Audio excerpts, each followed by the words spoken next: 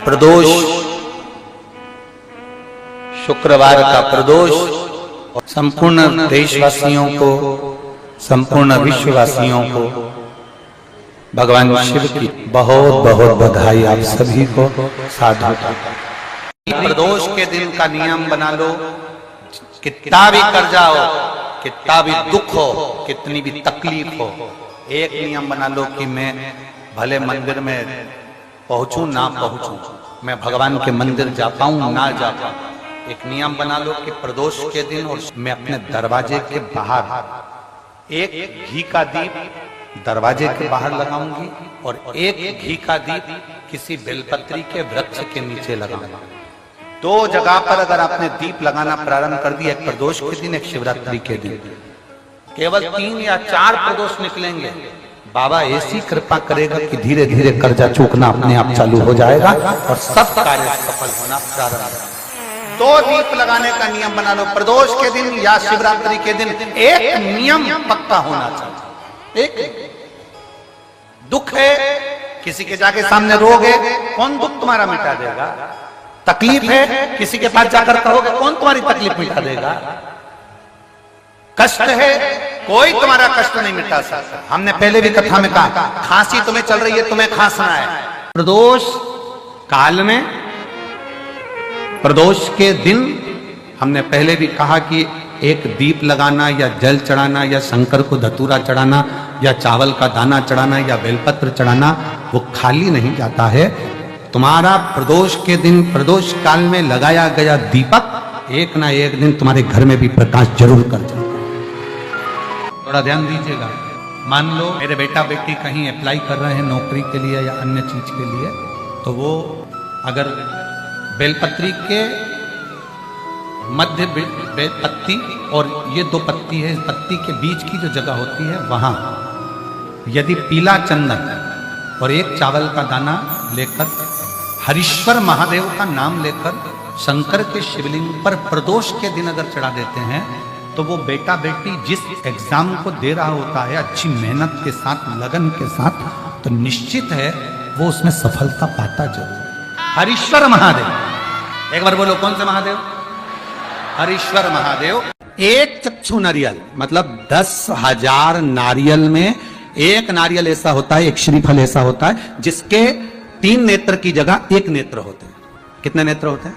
1 नेत्र। श्रीफल जो नारियल आप कलश पे रखते हो, जो नारियल आप मंदिर में ले जाते हो, पूजन करते हो, तो 3 चक्षु नारियल, 3 नेत्र वाला नारियल, अर्थात नारियल की जहां जटा होती है उसके 3 नेत्र होते हैं, 3 चक्षु होते हैं। और 1 चक्षु वाला, 1 नेत्र वाला 10 से 15,000 श्रीफल में, नारियल में एक नारियल ऐसा होता है जिसका 1 नेत्र होता है, उसमें 3 नेत्र नहीं होते, एक चक्षु होता है। तो महाराज शिव पुराण कहती है,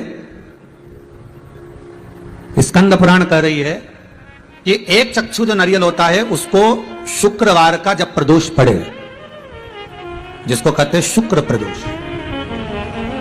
कौन सा प्रदोष होना चाहिए? शुक्रवार का प्रदोष।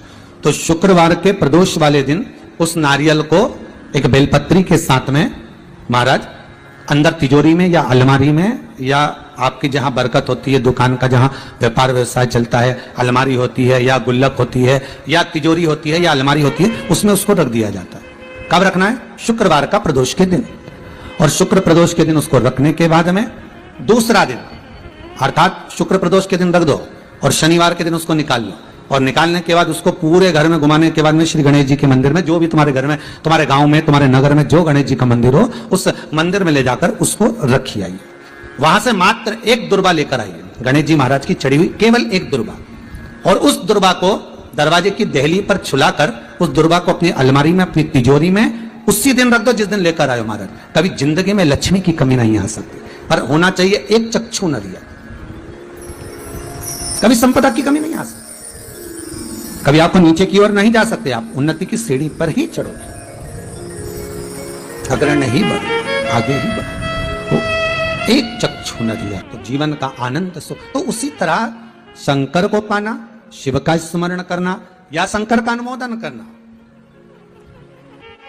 महाराज 1 चक्षु नारियल हो, और वो 1 चक्षु नारियल जिसके एक नेत्र हो और वो नारियल अगर शुक्रवार की प्रदोष हो और प्रदोष काल में उसको अलमारी में तिजोरी में रखा जाए बेलपत्र के साथ, और उसी श्रीफल को दूसरे दिन गणेश जी के मंदिर में संपूर्ण घर में व्यापार में घुमाकर रखा जाए, मां से मात्र एक दुर्वा लाकर रखी जाए, कभी संपदा की कमी नहीं आ सकती। ये उसी तरह प्रदोष का दिन, प्रदोष काल का समय, भगवान शंकर प्रदोष के दिन प्रदोष काल में अपने भक्तों के घर पर नंदी के कान में जो बोल कर जाता है, शिवजी नंदी पर बैठकर उस भक्त के दरवाजे पर उसका कल्याण करने के लिए प्रदोष के दिन प्रदोष काल में पहुंचते हैं।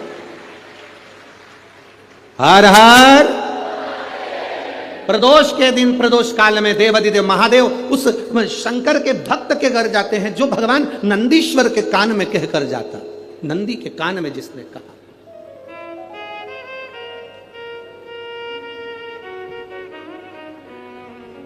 शंकर भगवान के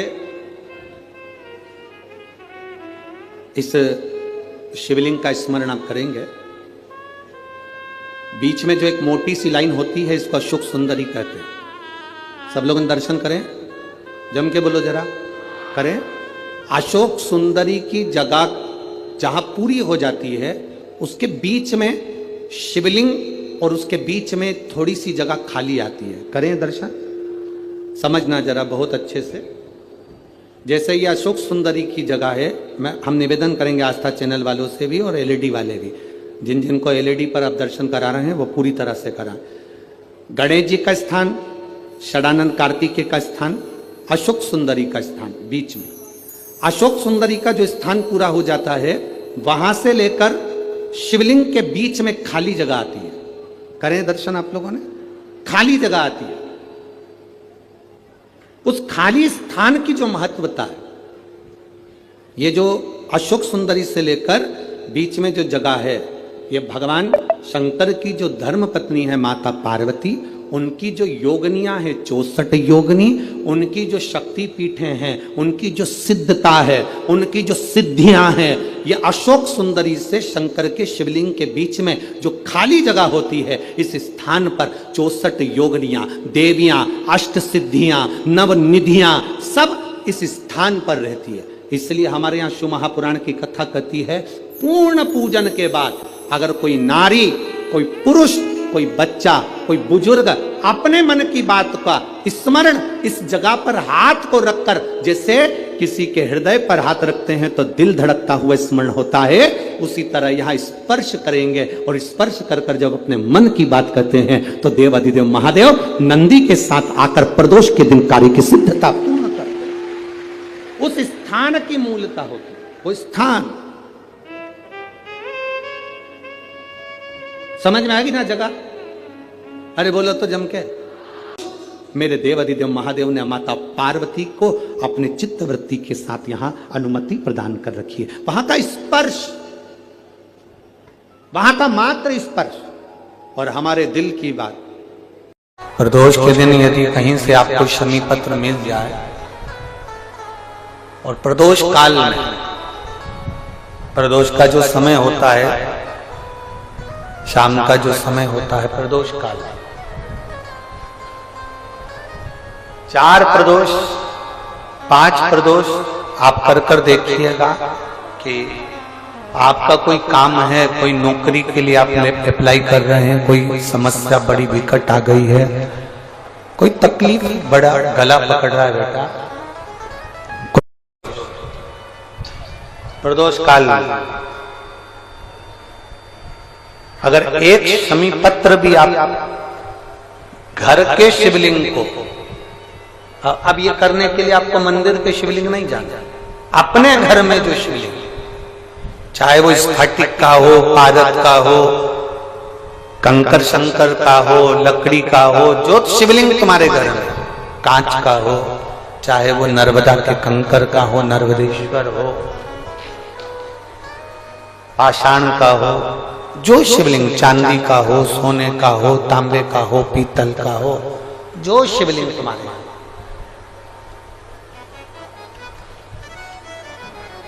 एक शमी पत्र यदि आप भगवान शंकर के शिवलिंग पर समर्पित कर रहे हो और उस शमी पत्र को उठाकर रात्रि को 9:15 की जो एक मुहूर्त होता है, एक समय होता है, जिस समय पर हम अपने मन की बात भगवान शंकर को कहते हैं। पूर्व में भी इसका वर्णन हम कर चुके हैं कथाओं में। उस 9:15 पर वो शमी पत्र को उठाकर एक कागज में, एक कटोरी में उसको रखते थे। 4 या 5 प्रदोष के उस शमी पत्र को अपने पास में रखिए और जिस कार्य के लिए जा रहे हो उसको जेब में ऊपर के भाग में उसको रखकर लेकर जाइए, आपका वो कार्य सफल होकर